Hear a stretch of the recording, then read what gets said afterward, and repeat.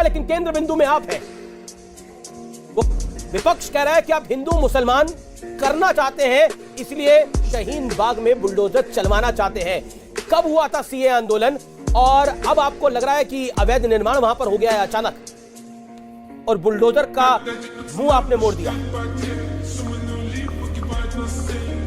देखिए, आज मैं साउथ दिल्ली के मेयर और बाकी कुछ अधिकारियों के बयानों को सुन रहा था। बड़े स्पष्ट रूप से उन्होंने कहा कि अभी कुछ सर्वे चल रही है, अभी बुलडोजर चलेगा, बुलडोजर नहीं चलेगा, किसी प्रकार का कौन सा मकान अवैध है, कौन सा नहीं है, इस विषय पे तो कोई टिप्पणी नहीं की गई है। मैंने साउथ दिल्ली के मेयर को यह भी कहते हुए सुना कि जो बांग्लादेशी और रोहिंग्या ने जिन जिन स्थानों पर जमीन इख्तियार करके अवैध रूप से उन्होंने अपनी कॉलोनी को बसाया है, उन स्थानों पर चिन्हित करके कानूनी कार्यवाही की जाएगी। तो इसमें क्या बुराई है? अगर अवैध रूप से रोहिंग्या आके किसी जगह कॉलोनी बसाते हैं, अगर अवैध रूप से बांग्लादेशी आके किसी जगह कॉलोनी बसाते हैं और वो देश के कानून व्यवस्था के साथ छेड़छाड़ करते हैं, देश मैं आपको रोकना चाहूंगा, तो अगर उनको चिन्हित करके कार्यवाही होगी तो क्या बुराई है? इमरान प्रतापगढ़ी क्या कहते हैं? वो कहते हैं आप मुस्लिम इलाकों को चुन चुनकर कौन सा ध्रुवीकरण का खेल खेलना चाहते हैं, इसको देश समझ रहा है। क्विकली इस पर रिस्पॉन्ड करिए। महबूबा मुफ्ती भी यही कह रही है। नहीं, इमरान प्रतापगढ़ी ने क्या क्या कहा हुआ है इससे पहले वो बताने की आवश्यकता नहीं है। जहां तक महबूबा मुफ्ती और ओमर अब्दुल्ला के बयानों का सवाल है, आपने तो अभी थोड़ी देर पहले, पता नहीं मुझे आपने रिपोर्ट में क्यों नहीं दिखाया, ANI ने अभी ओमर अब्दुल्ला के बयान को रिलीज किया है और ओमर अब्दुल्ला ने स्पष्ट रूप से अपने बयान में कहा है कि ये जो अजान का मसला है और अगर लाउडस्पीकर के वॉइस को कम किया जाएगा, लाउडस्पीकर उतारा जाएगा, तो जो जम्मू और कश्मीर का विलय हिंदुस्तान के साथ हुआ था, उस समय कहा गया था कि हिंदू मुसलमान को सरकार एक चश्मे से देखेगी, इसलिए हम हिंदुस्तान के साथ मिले थे। अगर इसी प्रकार की स्थिति रही तो हमें पुनर्विचार करना पड़ेगा कि हम हिंदुस्तान के साथ रहेंगे या नहीं रहेंगे। आप सोचिए कितनी बड़ी बात है। नवनीत राणा को तो आपने देशद्रोह में जेल के अंदर डाल दिया क्योंकि वो हनुमान चालीसा पढ़ना चाहते हैं। मगर यहाँ ओमर अब्दुल्ला कह रहे हैं उनको सोचना पड़ता कि वो हिंदुस्तान के साथ रहेंगे या नहीं रहेंगे। ये कितनी बड़ी स्टेटमेंट है, इस पर चर्चा क्यों नहीं हो रही है? और मैं दिग्विजय सिंह जी पे भी कहना चाहता हूँ। जी, आप आगे कहिएगा दिग्विजय सिंह पर, अभी आसिफ खान रिस्पॉन्ड कर दे। आसिफ खान, बुलडोजर का धर्म क्यों देखा जा रहा है? Point number 1। पॉइंट नंबर 2, क्या आपको लगता है आपके नेता जो बात कह रहे हैं कि मुस्लिम इलाकों को चुनकर कौन सा ध्रुवीकरण का खेल खेलना चाहती है भारतीय जनता पार्टी, ये देश समझ रहा है? देखिए, इसमें कोई शक की बात नहीं है कि पूरा देश में जिस तरह से एक माहौल पैदा किया जा रहा है, मेरा तो ये मानना है, और ये बहुत दुनिया के बहुत ही जो इंटेलेक्चुअल्स लोग थे, फिलोसफर्स, उन्होंने भी ये बात कही थी कि अगर किसी मुल्क को तबाह और बर्बाद करना हो तो वहाँ एटम बम या वहाँ पर न्यूक्लियर बम मारने की जरूरत नहीं है। वहाँ का माहौल, आपसी भाईचारे को बिगाड़ दीजिए, धर्म के आधार पे उस मुल्क के लोगों को लड़ा दीजिए, वो मुल्क खुद तबाह और बर्बाद हो जाएगा। आज इस मुल्क में जो भाईचारे का निजाम जो दरहम बरहम किया जा रहा है, जो गंगा जमनी तहजीब की धज्जियां उड़ाई जा रही हैं, तो इससे साफ एक ये मैसेज जा रहा है पूरे दुनिया के अंदर कि इस मुल्क को बर्बाद करने में कहीं ना कहीं वही फिरका परस्त आते हैं जो इस मुल्क में खुद सत्ता में बैठी हुई है। नहीं, आप कह रहे हैं कि जो फिरका परस्त ताकतें हैं वो सत्ता में बैठी हुई है, लेकिन क्या आपको लगता है बुलडोजर का भी धर्म है? नहीं, देखिए, बिल्कुल नहीं है। बुलडोजर का धर्म नहीं है, ना ही कोई अनऑथराइज्ड कंस्ट्रक्शन को प्रमोट कर रहा है, बढ़ावा दे रहा है। पर आपके नेता क्यों कह रहे हैं? देखिए, आप जब गलत ट्रैक पर चलेंगे और हर चीज को धर्म के आधार पर ले जाएंगे, बुलडोजर को भी आप एक मस्जिद का गेट तोड़ के और मंदिर के गेट पे उसको रोक देते हैं। जब तक वो मस्जिद के गेट पर खड़ा होता है तो आप सुप्रीम कोर्ट के ऑर्डर को नहीं मानते हैं। जब मंदिर के गेट पर जाता है तो वो उसी टाइम आप सुप्रीम कोर्ट के ऑर्डर को मान लेते हैं। तो ये ट्रैक, जिस ट्रैक पे सत्ताधारी बैठे हुए लोग जिस ट्रैक पे बुलडोजर को चलाना चाह रहे हैं, वो धर्म के आधार पर ही चलाने की कोशिश कर रहे हैं। ये बड़ा आरोप है आपका, ये बड़ा आरोप है आपका कि भारतीय जनता पार्टी मस्जिद का गेट तो तोड़ देती है और मतलब बुलडोजर जो है वो तोड़ देता है भारतीय जनता पार्टी का, लेकिन मंदिर के गेट पे सुप्रीम कोर्ट का ऑर्डर आ जाता है, इसलिए शक पैदा होता है। संबित पात्रा, क्यों विश्वास नहीं है आसिफ खान को, इमरान प्रतापगढ़ी को, महबूबा मुफ्ती को, दिग्विजय सिंह को, आम आदमी पार्टी को आपके बुलडोजर पर? देखिए, भूल जाइए थोड़ी देर के लिए मैं किस पार्टी का प्रवक्ता हूं, बाकी लोग किस पार्टी के प्रवक्ता हैं। अमीश भाई, आप भी दिल पे हाथ रख के बताइए और बाकी लोग भी जरा दिल पे हाथ रख के सोचिए, कितने मज़ार ऐसे हैं जो सड़कों के बीच में हैं?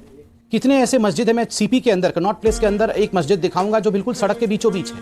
कई तो ऐसे मस्जिद और मजार है जो रेलवे स्टेशन के बीचों बीच है और रेलवे लाइन पटरी के बीचों बीच है।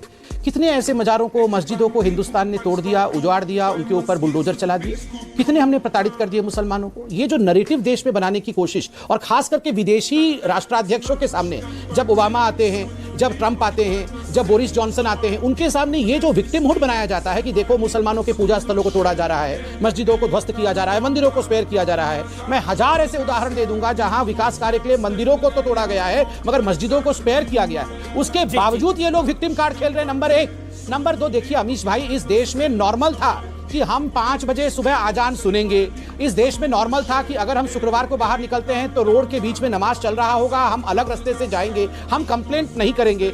आज सिर्फ इतना हुआ है कि कुछ लोग कंप्लेंट करने लगे हैं और कुछ लोग जब कंप्लेंट नहीं सुना गया तो उन्होंने कहा कि हम भी जरा आके हनुमान चालीसा पढ़ेंगे तो देखते हैं कैसे होती है। गंगा तो थी, ये जमुनी कभी नहीं थी, गंगा अकेले बह रही थी। ये जो गंगा जमुनी आप बोल रहे थे वो 1 वे ट्रैफिक था सर। गंगा जमुनी देखिए पात्रा जी, ये आप ओखला हल्के को जानते हैं, मेरे ख्याल से 95% मुस्लिम्स रहते हैं वहां। भव्य 5 मंदिर हैं, हमारे बीचों बीच में मंदिर हैं। रामलीला को हम मुसलमान ओखला के शाहीन बाग के मुसलमान ऑर्गेनाइज करते हैं रामलीला ग्राउंड में, ओखला हल्के में, ओखला गांव में। आप जाके देखिए, आपने अगर देखा हो सोशल मीडिया पे, ओखला गांव के जो हमारे पंडित जी हैं मंदिर के, उन्होंने कहा कि आज तक किसी मुसलमान ने हमारे कीर्तन पे या हमारे लाउड स्पीकर पे कभी ऑब्जेक्शन नहीं किया। ठीक है, हमारे भाई इस बात पे ऑब्जेक्शन करते हैं। आपने बड़ा इंपॉर्टेंट बयान दिया। आपने बोला कि 95% मुसलमान है, उसके बाद भी वहां पर मंदिर है। यानी आप कह रहे हैं वो इलाका मुसलमानों का है लेकिन उसके बाद भी वहां मंदिर ऑपरेट हो रहा है और कोई दिक्कत नहीं है। कोई दिक्कत किसी को भी नहीं है, ना मुसलमान को है ना किसी हिंदू भाई को है। किसी को 95% ओखला में कैसे प्रॉब्लम पैदा हो जाती है रातों रात आपको? ओके, ओखला में 95% मुसलमान है और किसी को कोई दिक्कत नहीं हो रही है। मुस्लिम इलाके में मंदिर चल रहा है और पुजारी भी खुश है। यात्रा भी निकाली जाती है, हमारे यहाँ रामलीलाएं भी होती है, हमारे होली का जुलूस भी सड़कों पे बहुत बढ़िया। आसिफ जी सुन लीजिए। ये बड़ी महत्वपूर्ण बात है। मेंटालिटी का डिफरेंस देखिए। नहीं, इन्होंने कहा कि ओखला 95% मुस्लिमों का इलाका है, उसके बावजूद 5 भव्य मंदिर है, हमें परेशानी नहीं है। तो आप सोचिए, यह 100% हिंदू देश था और यहाँ चेरामल में एक मॉस्क खोला गया। यहाँ के खुद के राजा ने पहला जो मस्जिद था, 100% हिंदुओं का देश होने के बावजूद एक मस्जिद दिया गया। हमने तो कभी ये नहीं कहा। कितनी बार आपने सुना है कि संबित पात्रा कह रहा है कि फलाना केशवपुरम जो है यहाँ 80% हिंदू रहते हैं, फिर भी यहाँ पर 2 या 4 या 5 यहाँ मस्जिद है। कभी हम कहते नहीं क्योंकि हमें ये एक्सक्लूसिव लगता ही नहीं। हमें लगता है हम तो सदियों से मिलकर रह रहे हैं। मगर आप खुद एक लेजिस्लेटर होते हुए, एक बहुत जाने माने व्यक्ति होते हुए आप क्या कह रहे हैं? हमारा मुसलमान इलाका है, 95% मुस्लिम है, फिर भी आपके मंदिर है। आप सोचिए हम कितने उदार हैं, कितने बड़े हैं। ये जो सोच है कि हम फिर भी आपको अलाउ कर रहे हैं, आप हर चीज को फिर आप गलत ट्रैक पर लेकर जा रहे हैं। संबित पात्रा जी, मैंने कहा कि हमारे हम लोग यही सोच है, रामलीला खैरियत आप दे रहे हैं। हम हमारे यहाँ जो मंदिरों में कीर्तन होता है, हम रामलीला ऑर्गेनाइज करते हैं जिसमें राम और लक्ष्मण मुसलमान लड़के बनते हैं। हम ये बात कह रहे हैं, हमने ये नहीं कहा। मैंने कहा 95% आबादी में 5 मंदिर, भव्य मंदिर खड़े हुए हैं। आज तक वहाँ के पंडित जी तो ये पर आसिफ खान जी, ये एहसान तो नहीं हो सकता कि 95% मुसलमान आबादी है। एहसान ये इनके रहमो करम पर हम हैं। ये मुल्क हमारा है, हमारे आबो अजदाद ने इस मुल्क को आजाद खून पसीने से सींचा है। हम आपके रहमो करम पर हैं क्या?